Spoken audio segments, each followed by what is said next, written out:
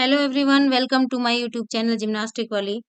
दोस्तों, जैसा कि आपको पता है नेशनल योग ओलंपियाड होने जा रहा है और उसके अलग-अलग स्टेजेस हैं, यानी कि school level, cluster, block, district level. और इन सब स्टेजेस से गुजरते हुए फाइनल होगा नेशनल योग ओलंपियाड, जो कि 18 से 20 जून 2024 में होगा। और RIE यानी कि regional institute of education Mysore Karnataka में वो होगा। इस स्क्रीन में आप देख रहे होंगे कि एक तरफ हिंदी में इंस्ट्रक्शन है, एक तरफ इंग्लिश में। पहले योग क्या है इसके बारे में इंट्रोडक्शन यानी कि परिचय दिया गया है। भगवत गीता में योग के बारे में क्या व्याख्या दी गई है, इसके ऊपर भी यहाँ पर चर्चा की गई है। सबसे पहले लिखा गया है, फॉर बिगिनर इन योग द पाथ इज वर्क, और वन एडवांस इन योग the path is stillness of mind. यानी कि जो योग की शुरुआत करते हैं उनके लिए उनका काम, उनके काम तक पहुंचना, काम का रास्ता ही योग है। और जो योग में आगे बढ़ चुके हैं यानी कि एडवांस लेवल की जो प्रैक्टिस करते हैं उनके लिए योग है मन की शांति।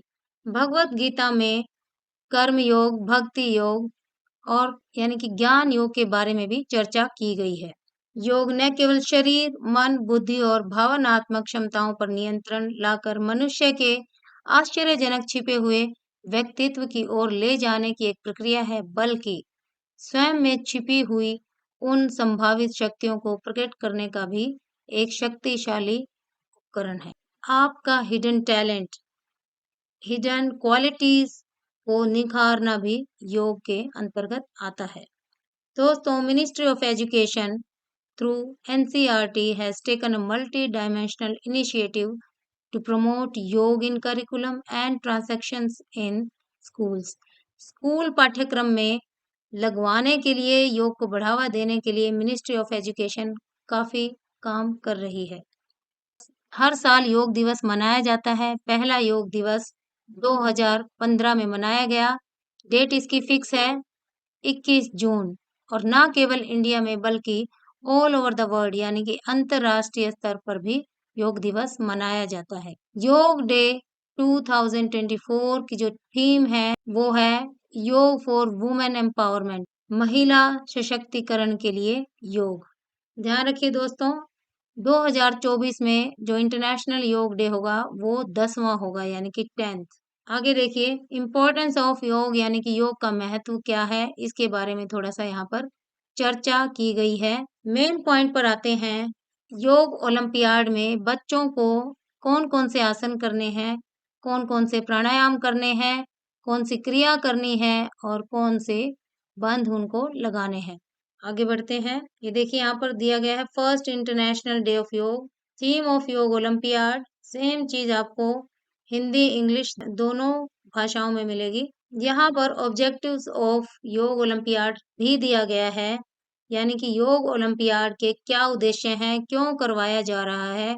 तो उसमें आएगा योगाभ्यास की समझ विकसित करना और इस समझ को अपने जीवन और रहन सहन में तदनुसार लागू करना।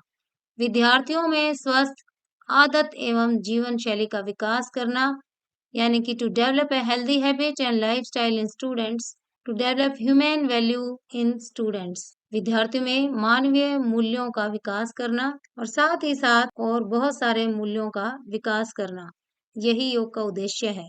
हम चर्चा कर रहे थे कि बच्चों को कौन कौन से आसन, क्रिया, प्राणायाम, बंध करने हैं, उसके बारे में आगे जान लेते हैं।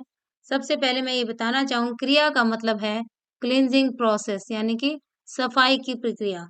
जैसे कि हम आसन करते हैं फिजिकल, यानी कि अपने शरीर को ठीक रखने के लिए बाहरी बाहरी और आंतरिक दोनों तरफ से, उसी तरह क्रिया जो है वो आंतरिक प्रोसेस है, यानी अंदर की साफ सफाई के लिए है। और इसमें बहुत सारी अलग अलग क्रियाएं बताई गई हैं, जैसे धोती, नेति, वस्ती, त्राटक, नौली, कपालभाति। प्राणायाम क्या है, इसमें 3 मेन फेजेस होते हैं, पूरक, कुंभक, रेचक। ब्रीथ इनहेल करना, उसको होल्ड करना और उसको रिलीज करना।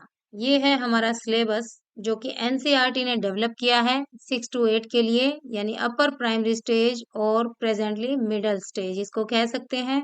As per NEP and class 9 10 secondary stage में आएंगे। कौन कौन से स्कूल इसमें पार्टिसिपेट कर सकते हैं? All government schools, government aided schools और सीबीएसई। टारगेट ग्रुप है हमारा मिडिल स्टेज, यानी कि अभी मैंने डिस्कस किया 6 to 8 उनके एज ग्रुप रहेंगे। A1 में आएगा 10 से 14 साल की लड़कियां और A-B में रहेंगी 10 से 14 साल के लड़के। सेकेंडरी स्टेज में होगा एज ग्रुप 2A 14 से 16 साल की लड़कियां और 2B यानी कि 14 से 16 साल के लड़के। ये लेवल ऑफ ऑर्गेनाइजेशन ऑफ योग ओलंपियाड है कि किन किन लेवल पे ऑर्गेनाइज करना है। बच्चों का काम है आसन जानना, प्राणायाम क्रिया और बंद के बारे में जानना और पूरी तरह से उनकी प्रैक्टिस करके उनको प्रदर्शित करना और पार्टिसिपेट करना। Block level, district level, state level और फाइनली नेशनल लेवल। स्टेट के साथ साथ यूटी लेवल यानी कि यूनियन टेरिटरी लेवल पे भी ये कंडक्ट करना है। कौन कौन से अवार्ड्स देने हैं, मेरिट सर्टिफिकेट देना है और सभी पार्टिसिपेंट्स को पार्टिसिपेशन सर्टिफिकेट भी दिया जाना है। नेशनल लेवल पे जो विनर्स रहेंगे, first second and third place holder, उनको मेडल्स भी दिए जाएंगे।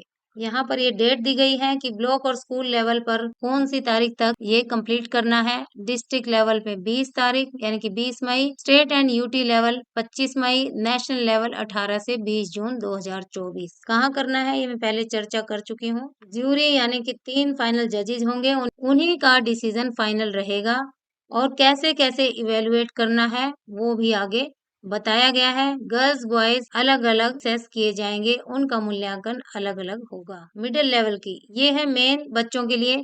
सूर्य नमस्कार सभी के लिए कंपलसरी है। एक राउंड होगा इसका 12 काउंटिंग का। उसके बाद आसन में 6 सेट दिए गए हैं, A B C D E and F। Her set में 3-3 आसन बताए गए हैं, 3 से 4 आसन बताए गए हैं और विद्यार्थी को हर सेट में से एक एक अपनी इच्छा अनुसार चूज करना है। प्रैक्टिस सभी की करनी है। फाइनल डिसीजन लॉटरी सिस्टम के द्वारा किया जाएगा, यानी कि ड्रॉ ऑफ लॉट्स में लिख कर दिया जाएगा और जो आसन का नाम आ गया आपकी टीम को वही करना है। हर टीम में 4 विद्यार्थी रहेंगे, 3 मेन पार्टिसिपेंट्स होंगे और 1 एक्स्ट्रा में रहेगा। ये इवेल्युएशन का क्राइटेरिया है, इवेल्युएशन की शीट है कि कितनी होल्डिंग पर कितने मार्क्स मिलेंगे, फाइनल स्टेज कितनी देर होल्ड करनी है, उसके अनुसार ही पार्टिसिपेंट्स को नंबर मिलेंगे। ये प्राणायाम के इवेल्युएशन का क्राइटेरिया है, शीट है। प्राणायाम मिडिल स्टेज में होंगे अनुलोम विलोम, शीतकारी और भ्रामरी। इनमें से कोई एक परफॉर्म करना है। Candidate can select any one and perform 3 rounds. एक सेलेक्ट करके उसके 3 राउंड उसको करने हैं। यहाँ भी पूरा क्राइटेरिया बताया गया है कि किस स्टेज में कितने होल्डिंग के कितने मार्क्स मिलेंगे। क्रिया इनके लिए रहेगी कपालभाति और अग्निसार, किस में कितने स्ट्रोक करने हैं उसके अनुसार उनको नंबर दिए जाएंगे। यहाँ पर आप स्क्रीनशॉट लेके इसको नोट कर सकते हैं। सेकेंडरी स्टेज की अगर हम बात करें तो सूर्य नमस्कार मिडल की तरह ही कंपलसरी रहेगा। आसन उन्हीं की तरह 6 सेट बनाए गए हैं। हर सेट में 3 आसन हैं और 3 में से कोई एक चूज करना है। फाइनल जो सिलेक्शन होगा फाइनल ड्रॉ ऑफ लॉट्स यानी लॉटरी सिस्टम से ही आसन निर्धारित किए जाएंगे कि कौन से बच्चों को प्रदर्शित करने हैं, डेमोन्स्ट्रेट करने हैं। यहाँ पर सेकेंडरी लेवल में सेकेंडरी स्टेज में मयूर आसन, ये देखिए मयूर आसन फॉर बॉयज एंड हमासन फॉर गर्ल्स। इसी तरह से इवेल्युएशन की शीट है, कौन से आसन को कितनी देर होल्ड करना है, उसका कैसा पैटर्न रहेगा, उसके अनुसार नंबर दिए जाएंगे। ड्रॉ ऑफ लॉट्स के बाद ये डिसाइड किया जाता है कि कौन से आसन लॉट में निकले हैं वही करने हैं और उनका डेमोन्स्ट्रेशन भी बच्चों को दिया जाता है कि क्या प्रोसेस है, क्या प्रक्रिया है और फाइनल किस स्टेज पर उनको कितने समय के लिए होल्ड वो कर सकते हैं। इवेल्युएशन ऑफ प्राणायाम, इनके प्राणायाम में आएगा अनुलोम विलोम, शीतली और भ्रामरी।